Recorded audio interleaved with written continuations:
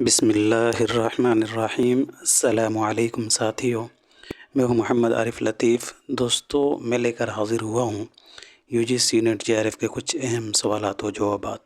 تو شروع کرنے سے پہلے اس ویڈیو کو لائک کر دیں، اور جنہوں نے ابھی تک اس چینل کو سبسکرائب نہیں کیا ہے وہ ضرور اس چینل کو سبسکرائب کر لیں۔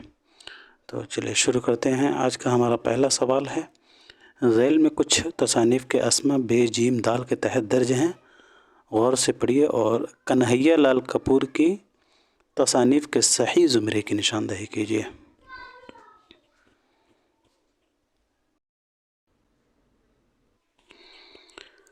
جی دوستو، تو اس سوال کا صحیح جواب ہو جائے گا ہمارا تیسرا۔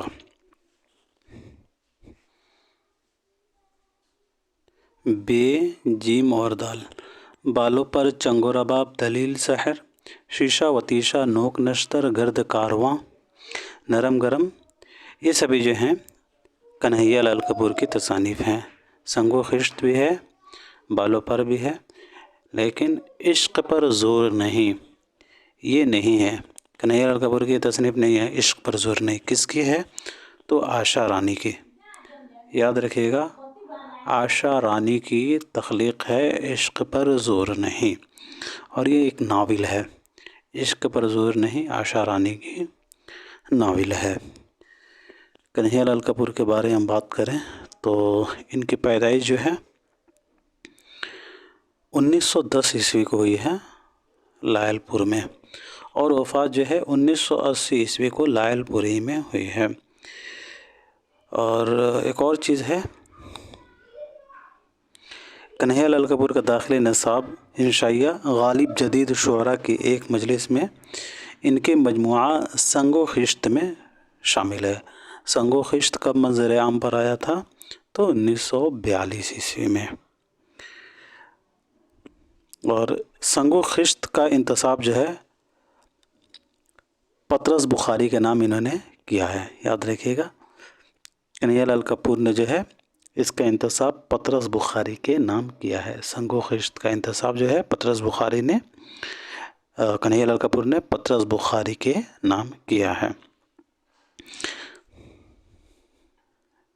کنہیا لال کپور کے تصانیف سے اور زمانی ترتیب سے سوالات بنتا ہے، تو یہاں آپ دیکھ سکتے ہیں دوستو، سنگ و خشت 1942 عیسوی میں منظر عام پایا، اس کے بعد چنگو رباب 1944، اس کے بعد شیشہ و تیسا 1946 میں، نوک نشتر 1949، بالوں پر 1954، نرم گرم 1957، گرد کارواں 1960 اور نئے شگوفے 1988۔ آپ اسے ایسے یاد کر سکتے ہیں، سنگ چنگ شیشہ نوک بال نرم گرد نئے، ایسے آپ یاد کر سکتے ہیں، سنگ چنگ شیشہ نوک بال نرم گرد نئے۔ چلیے بڑھتے ہیں سوال نمبر 42 کی طرف۔ سعید سوچتا کہ یہ کتنی تکلیف دہ مصنوعی زندگی ہے، کسی کو اجازت نہیں کہ وہ اپنی زندگی کے گڑھے دوسروں کو دکھائے۔ وہ لوگ جن کے قدم مضبوط نہیں، ان کو اپنی لڑکھڑاہٹیں چھپانا پڑتی ہیں، چونکہ اس کا رواج ہے ہر شخص کو ایک زندگی اپنے لیے اور ایک دوسروں کے لیے۔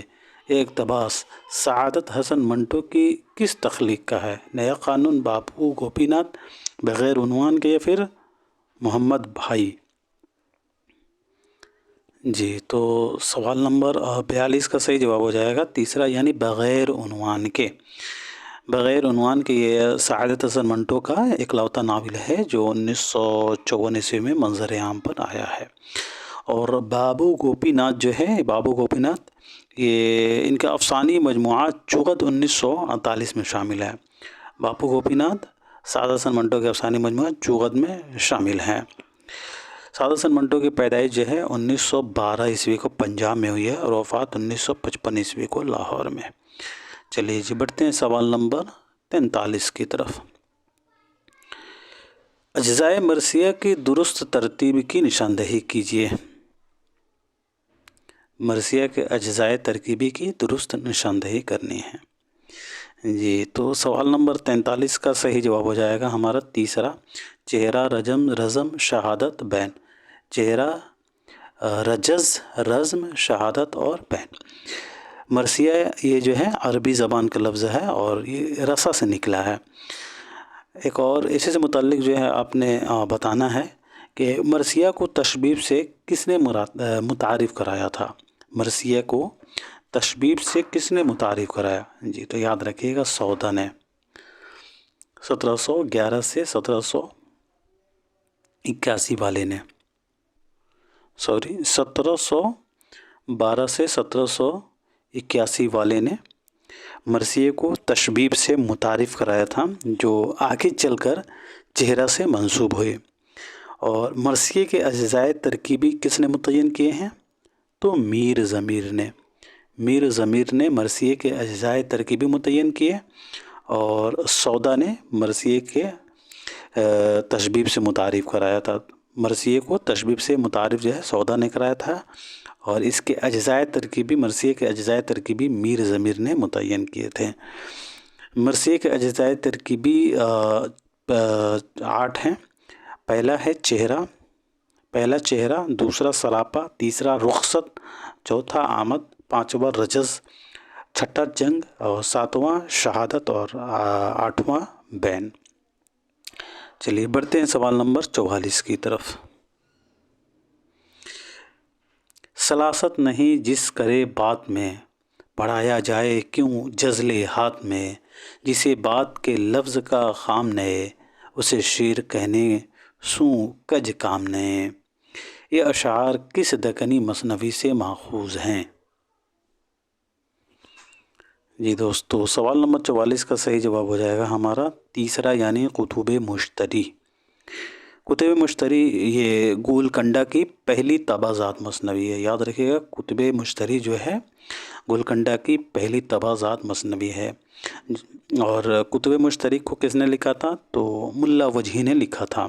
کب لکھا؟ تو 1609 عیسوی میں ملا وجہی نے قلی قطب شاہ کی فرمائش پر لکھا تھا، یاد رکھیے گا قلی قطب شاہ کی فرمائش پر وجہی نے 1609 عیسوی میں لکھا تھا۔ ملا وجہی نے اس مثنوی کو 12 دن میں لکھا، اور اس مثنوی کے کردار بھی 12 ہیں، یاد رکھیے گا ملا وجہی جو ہیں اس مثنوی کو 12 دن میں لکھے تھے، اور اس مثنوی کے کردار بھی 12 ہیں۔ مولوی عبدالحق نے کتب مشتری کو سب سے پہلے مرتب کیا تھا، اور 1938-39 عیسوی میں جو ہے انہوں نے انجمن ترقی اردو سے شائع کیا تھا۔ اور مثنوی کتب مشتری کے اکثر کردار جو ہیں وہ سیاروں کے نام پر ہیں۔ پوچھا جاتا ہے دوستو یہ بھی کہ کس مثنوی کے کردار سیاروں پر ہیں، تو یاد رکھیے گا مثنوی کتب مشتری کے کردار جو ہیں سیاروں کے نام پر ہیں۔ کتب مشتری میں 159 عنوانات، 7 غزلیں اور 8 رباعیاں ہیں۔ 159 عنوانات ہیں کتب مشتری میں، 7 غزلیں ہیں، اور یاد رکھیے گا 8 رباعیاں ہیں، 8 رباعیاں ہیں۔ کتب مشتری کے ایک عنوان ہے جو بہت ہی مشہور ہے، جس کا نام ہے در شرح شیر گوید۔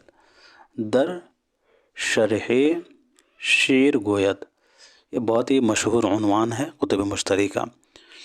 کتب مشتری میں قصے کے درمیان کئی غزلیں اور رباعیاں ہیں، اور یہ غزل قطب شاہ اور مشتری کے لیے لکھی گئی ہیں، اور یہ سبھی غزلیں جو ہیں ہندی گیتوں کے رنگ میں ہیں۔ چلیے جی بڑھتے ہیں سوال نمبر 45 کی طرف۔ معنی کا تعلق کس سے ہے؟ تاثر، تصور، نظر یا پھر فلسفہ؟ جی تو سوال نمبر 45 کا ہمارا صحیح جواب ہو جائے گا دوسرا، یعنی تصور۔ معنی کا تعلق جو ہے تصور سے ہے، یعنی سوچ سے ہے۔ بڑھتے ہیں سوال نمبر 46 کی طرف۔ یہ بند کس شاعر کا ہے؟ ہر گھڑی آنسو بہانا دیدہ خونبار سے، رات دن سر کو پٹکنا ہر در و دیوار سے، آو نالا کھینچنا ہر دم دل بیمار سے، ہر ابر احوال اب تو ہجر کے احزار سے، چھوٹ جاویں غم کے ہاتھوں سے جو نکلے دل کہیں، خاک ایسی زندگی جو تم کہیں اور ہم کہیں۔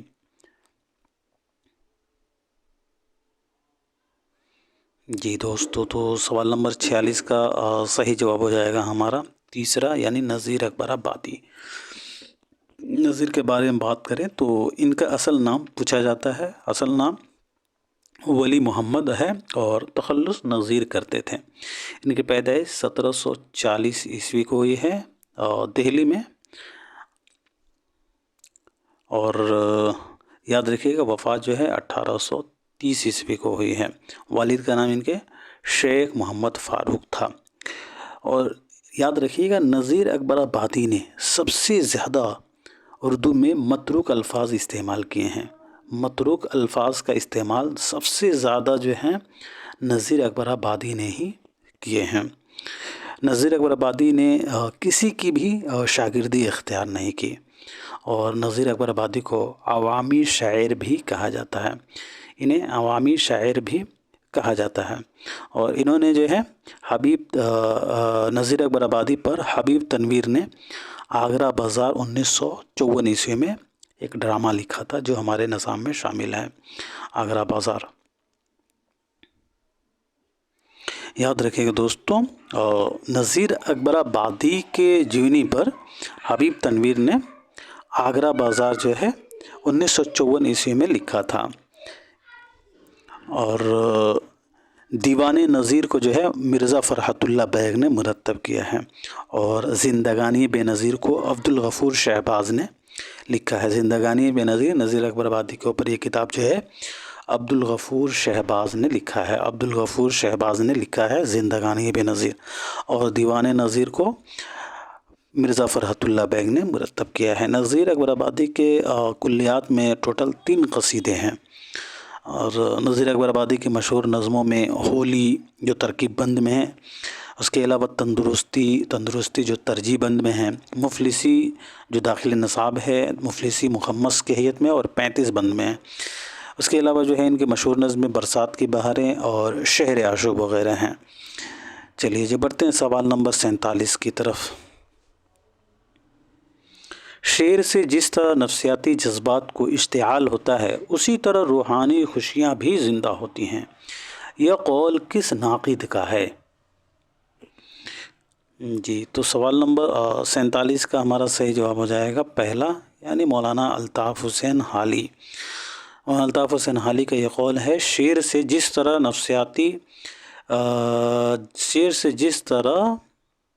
نفسیاتی جذبات کو اشتعال ہوتا ہے اسی طرح روحانی خوشیاں بھی زندہ ہوتی ہیں، بقول مولانا الطاف حسین حالی۔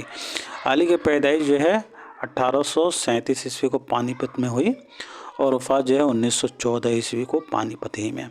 محمد حسین آزاد کی پیدائش اور وفات کے بارے میں بات کریں تو ان کی پیدائش 1830 عیسوی کو دہلی میں ہوئی، اور وفات 1910 عیسوی کو لاہور میں۔ شبلی کی پیدائش 1857 عیسوی کو اعظم گڑھ میں، اور وفات 1914 عیسوی کو اعظم گڑھ ہی میں ہوئی۔ آل احمد سرور کی پیدائش کب ہوئی تو 1911 عیسوی کو بدایوں میں، اور وفات 2002 عیسوی کو علی گڑھ میں۔ چلیے جی بڑھتے ہیں سوال نمبر 48 کی طرف۔ نظم جاوید سے علامہ اقبال کے کس مجموعہ میں شامل ہے؟ بال جبریل، ضرب و کلیم، ارمغان حجاز یا پھر بانگ درا؟ علامہ اقبال کے 4 شعری مجموعے ہیں جی، تو اس سوال کا صحیح جواب ہو جائے گا ہمارا دوسرا، یعنی ضرب کلیم۔ نظم جاوید سے علامہ اقبال کی مجموعہ کلام ضرب کلیم میں شامل ہیں۔ علامہ اقبال کے پہلا مجموعہ کلام کون سا ہے تو بانگ درا ہے، اور یہ کب منظر عام پر آیا تو 1924 عیسوی میں۔ دوسرا ان کا کون سا مجموعہ کلام ہے تو بال جبریل ہے، اور بال جبریل جو ہے 1935 عیسوی میں منظر عام پر آیا۔ تیسرا ضرب کلیم ہے تو ضرب کلیم 1936 عیسوی میں منظر عام پر آیا، اور چوتھا ان کا مجموعہ کلام ارمغان حجاز 1938 عیسوی میں منظر عام پر آیا۔ ارمغان حجاز جو ہے یہ آدھا اردو اور آدھا فارسی میں ہے، اور اس کے علاوہ علامہ اقبال کی پہلی نثری تصنیف علم الاقتصاد ہے۔ علم الاقتصاد جو ہے علامہ اقبال کی پہلی نثری تصنیف ہے، یاد رکھیے کہ نثری تصنیف اگر پوچھا جائے تو ان کی پہلی نثری تصنیف علم الاقتصاد ہے۔ علامہ اقبال کے جو 4 شعری مجموعے ہیں، جو پہلا شعری مجموعہ ہے بانگ درا، اس میں شامل نظمیں ہمالا، پہلے ہمالا ہے، اس کے بعد ایک مکڑا اور ایک مکڑی، ایک پہاڑ اور گلیری، ایک گائے اور بکری، بچے کی دعا، ہمدردی، ماں کا خواب، شمع و شاعر، صدائے درد، آفتاب صبح، گلپھوس مردہ، پیام صبح، شاعر، تصویر درد، نالہ فراق، چاند، سرگزشت آدم، ترانہ ہندی، جگنو، نیا شیوالا ہندوستانی بچوں کا قومی گیت، شبلی بحالی شیکسپیئر، التجائے مسافر، سوامی رام تیرتھ طلبہ علی گڑھ کے نام، اختر صبح، فراق عبد القادر کے نام، شکوہ رام حضور رسالت جواب شکوہ، ساقی نامہ نہیں ہے یہ اس میں، ساقی نامہ جو ہے بال جبریل میں شامل ہے، بنت فاطمہ بنت عبداللہ، شبنم اور ستارے، شعاع آفتاب، خضرہ اور طلوع اسلام۔ اب دیکھتے ہیں بال جبریل کی منتخب نظمیں۔ تو بال جبریل میں پہلا نظم دعا مسجد قرطبہ، اس کے بعد ہسپانیہ لینن خدا کے حضور میں ذوق و شوق۔ دوستوں یہاں دھیان رکھنے کی بات یہ ہے کہ بال جبریل کی نظمیں سے جو ہے کئی دفعہ جو ہے زمانی ترتیب پوچھا جا چکا ہے، تو یاد رکھیے گا، ہو سکتا ہے آئندہ بھی کہیں پوچھ لیا جائے، تو یہ یہیں تک یاد رکھیے گا، یہیں تک پوچھا جاتا ہے۔ پہلے ہے بال جبریل کا پہلا نظم دعا، اس کے بعد مسجد قرطبہ، پھر ہسپانیہ، اس کے بعد لینن خدا کے حضور میں اور ذوق و شوق۔ اچھا ایک اور چیز ہے، علامہ اقبال کے UGC نیٹ کے نصاب میں شامل جو ہے 5 نظمیں ہیں، تو جو ہے لینن خدا کے حضور میں ذوق و شوق اور ساقی نامہ اور لالۂ صحرائی اور ایک اور نظم ہے شعاع امید۔ تو یاد رکھیے گا شعاع امید جو نظم ہے، ان کا شعاع امید، تو یہ نظم جو ہے شعاع امید جو ہے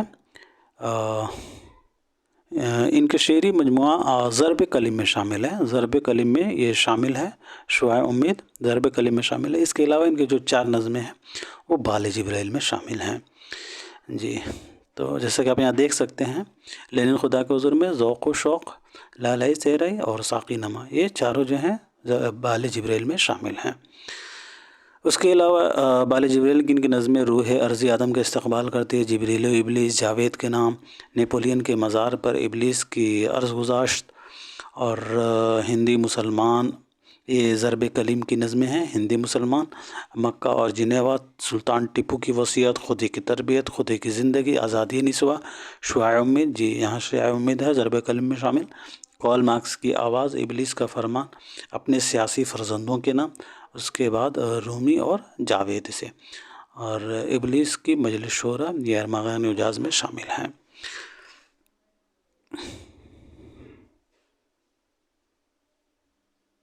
چلیے جی پڑھتے ہیں اب اگلے سوال کی طرف۔ سوال نمبر 49 ہے، وسطیہ کا تعلق کس سے ہے؟ لفظیات، معنیات، نوعیات یا پھر صرفیات؟ جی دوستو، تو سوال نمبر 49 کا صحیح جواب ہو جائے گا ہمارا صرفیات۔ وسطیہ کا تعلق جو ہے صرفیات سے ہے، یاد رکھیے گا وسطیہ کا تعلق کس سے ہے؟ تو صرفیات سے ہے۔ لفظیات کسے کہتے ہیں ساتھیو؟ لفظیات تو آوازوں کے مجموعے کو لفظیات کہتے ہیں، لفظوں کے ملنے سے جو کلمہ وجود میں آتا ہے اسے کہتے ہیں۔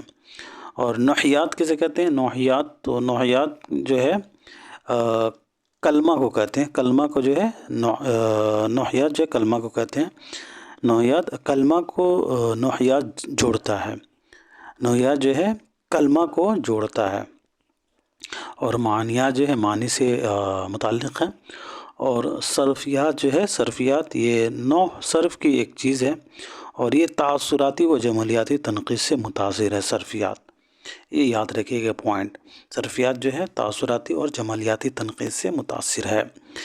اگر موٹا موٹی بات کریں تو نوعیات میں جملوں میں بات کی جاتی ہے اور صرفیات میں لفظوں میں بات کی جاتی ہے۔ چلیے بڑھتے ہیں سوال نمبر 50 کی طرف۔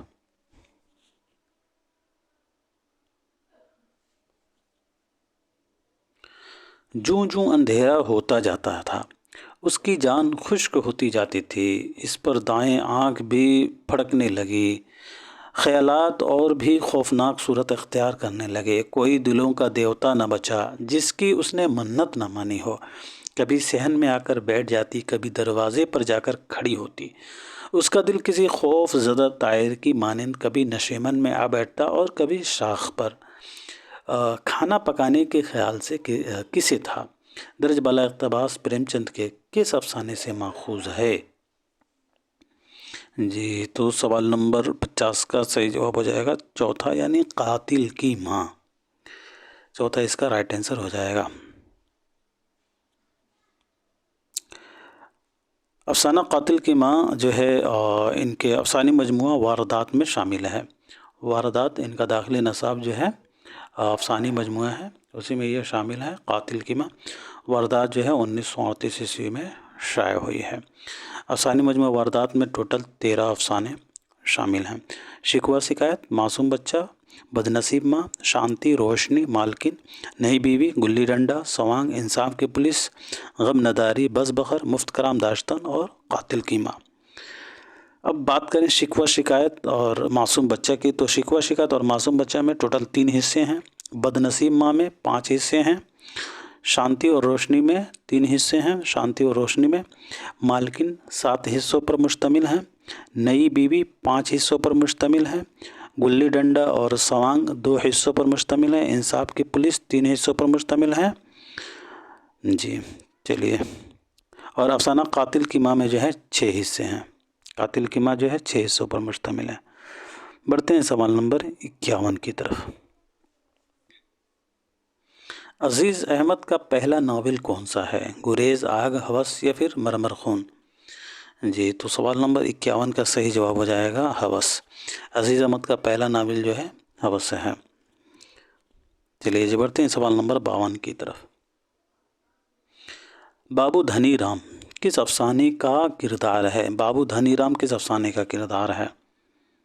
جی دوستو، تو اس سوال کا صحیح جواب ہو جائے گا ہمارا پہلا، یعنی اپنے دکھ مجھے دے دو۔ اپنے دکھ مجھے دے دو یہ کن کا ہے؟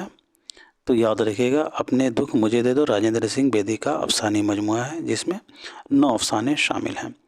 اور اپنے دکھ مجھے دے دو کا انتساب بیدی نے کس کے نام کیا ہے؟ تو آل احمد سرور کے نام کیا ہے۔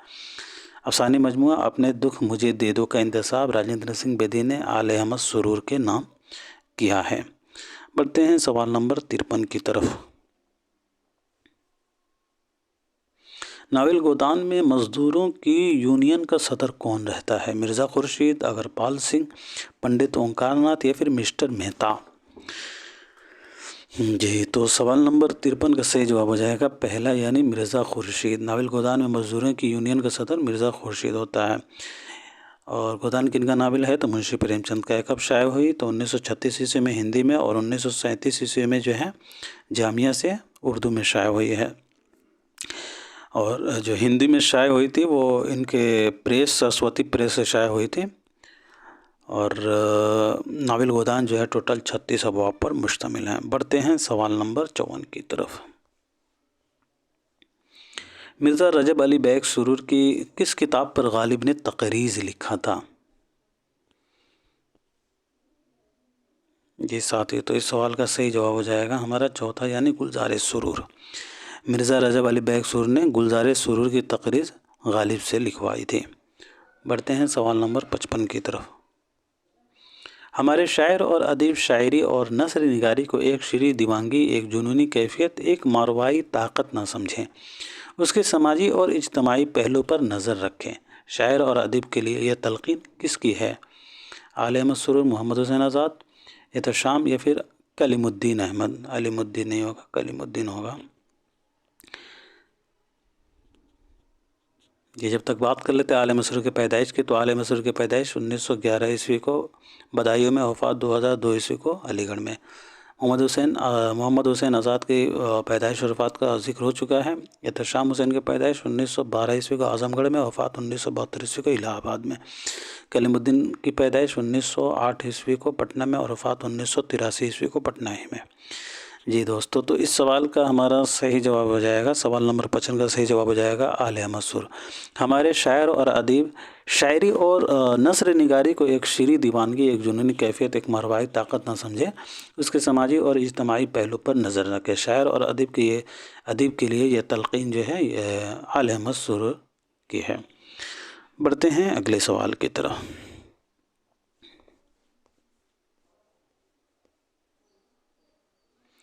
یا رب میرے خامی کو زباں دے،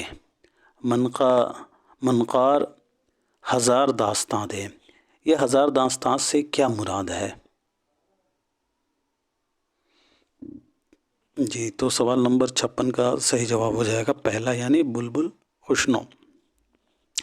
اگلا سوال دیکھیے گا، شاد عظیم آبادی کے اس مصرع اولا کے مصرع ثانی کی نشاندہی کیجیے۔ دل نے دیکھا مجھے اور میں نے فلک کو دیکھا۔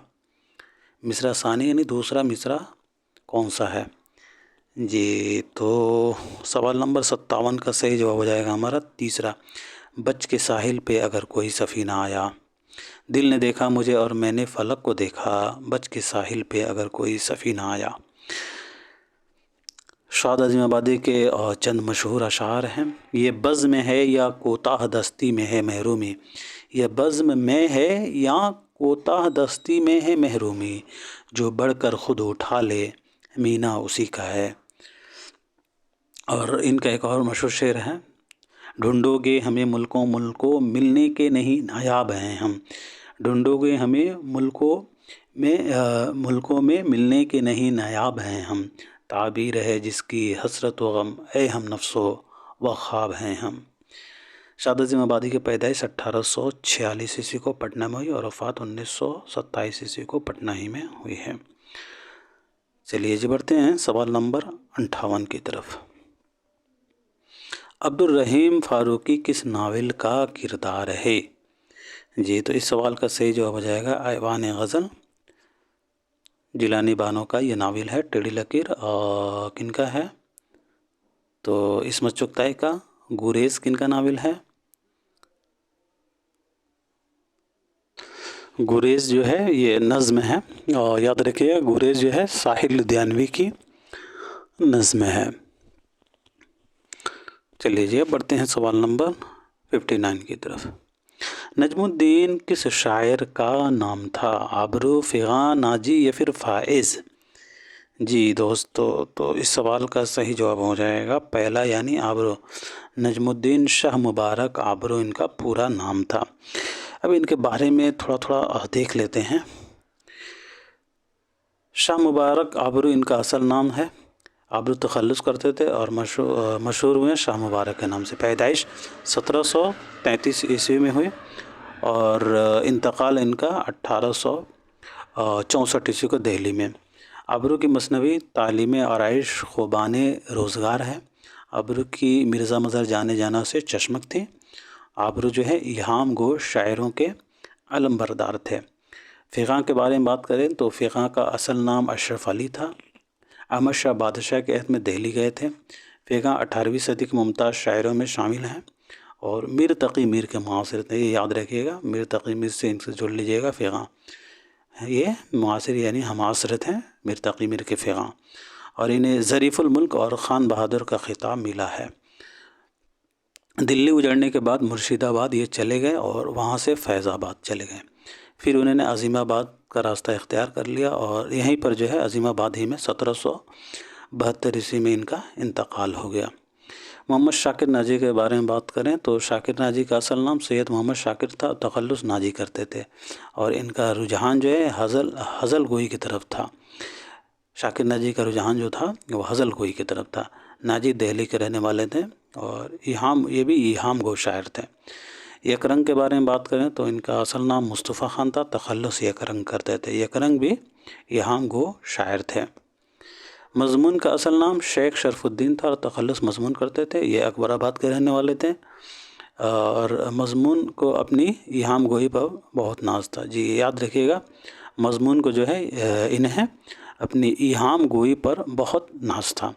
मज़मून जो है ये ख़ान आरज़ू के शागिर्द रहे हैं और मज़मून को आरज़ू शायर बेदाना कहकर बुलाते थे। ख़ान आरज़ू जो है मज़मून को जो है शेख शरफुद्दीन मज़मून को जो है आरज़ू शायर बेदाना कहकर बुलाते थे। ख़ान आरज़ू के बारे में बात करें तो असल नाम शेख सिराजुद्दीन अली ख़ान था और तखल्लुस आरज़ू करते थे। ख़ान आरज़ू को इहाम का उस्ताद माना जाता है। याद रखिए, ख़ान आरज़ू को हो सकता है कहीं पूछ लिया जाए कि किसे इहाम का उस्ताद माना जाता है, तो ख़ान आरज़ू को। मिर्ज़ा मज़हर जाने जाना के बारे में बात करें तो इनका नाम जाने जाना था और तखल्लुस मज़हर करते थे। लक़ब शमशुद्दीन हबीबुल्लाह था इनका। मिर्ज़ा मज़हर जाने जाना ने सबसे पहले इहाम गोई के ख़िलाफ़ रद्द अमल किया था। ये भी पूछा जाता है किसने सबसे पहले इहाम गोई के ख़िलाफ़ रद्द अमल किया, तो याद रखिएगा मिर्ज़ा मज़हर जाने जाना ने सबसे पहले इहाम गो के ख़िलाफ़ रद्द अमल किया था। शाह हातिम इनका असल नाम जो है शेख ज़हूरुद्दीन था और तखल्लुस जो है हातिम करते थे। शाह हातिम रमज़ी भी तखल्लुस जो है इख्तियार किए हैं। रमज़ी भी जो है इन्होंने तखल्लुस इख्तियार किया। शाह हातिम का पेशा जो है سپہ گری تھا۔ ان کی پیدائش 1699 یا 1700 عیسوی میں جو ہے دہلی میں ہوئی ہے۔ شاہ حاتم پہلے ایہام گو تحریک میں شامل تھے، یاد رکھیے گا، پوچھا جاتا ہے ان کے بارے میں، کون پہلے ایہام گو تحریک میں شامل تھے اور پھر جو ہے وہ جانے جانے کی تحریک کے زیر اثر جو ہے انہوں نے جو ہے ایہام گوئی سے کنارہ کر لیا۔ تو شاہ حاتم، یاد رکھیے گا، شاہ حاتم پہلے ایہام گو تحریک میں شامل تھے اور پھر انہوں نے بعد میں مرزا جانے جانا کی تحریک کے زیر اثر ایہام گو سے کنارہ کر لیا تھا۔ شاہ حاتم کی تصنیف جو ہے دیوان زادہ جو ہے ان کی تصنیف ہے، دیوان زادہ، جو 1755-56 میں شائع ہوئی۔ فائز دہلی کے بارے میں بات کریں تو اصل نام صدر الدین محمد تھا فائز دہلوی کا، اور تخلص فائز کرتے تھے۔ فائز ولی کے ہم حضرت تھے، فیغاں میر کے ہم حضرت تھے، اور فائز جو ہے ولی کے ہم حضرت تھے، فائز دہلوی۔ ان کی تصانیف میں ان کی مثنویاں تعریف ہولی، تعریف پنگھٹ، تعریف جوگن وغیرہ ہیں، یہ مشہور ہیں دوستو، یاد رکھیے گا، ہو سکتا ہے کہیں پوچھ لیا جائے۔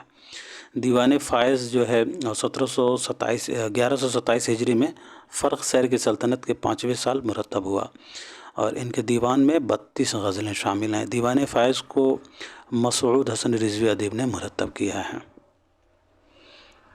چلیے جی، اب بڑھتے ہیں آج کے آخری سوال کی طرف۔ سوال نمبر 60 ہے، حیاتی تنقید کے مصنف کون ہیں؟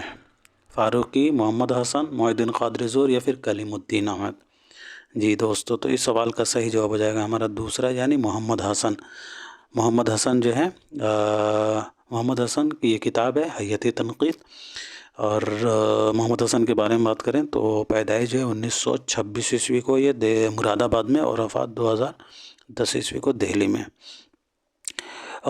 ان کی دوستو یہاں بات کریں حیاتی تنقید کی، تو یہ تو کتاب محمد حسن کی ہے، لیکن ایک نئی تنقید ہے، نئی تنقید، وہ جمیل جالی کی کتاب ہے۔ نئی تنقید اگر پوچھا جائے، نئی تنقید، تو یہ جمیل جالبی کی کتاب ہے، یاد رکھیے گا، جمیل جالبی کی یہ کتاب ہے نئی تنقید۔ حیاتی تنقید محمد حسن کی ہے، اور متنی تنقید اگر پوچھا جائے، متنی تنقید، تو متنی تنقید کن کا ہے؟ تو یاد رکھیے گا خلیق انجم کا ہے، خلیق انجم صاحب کا ہے۔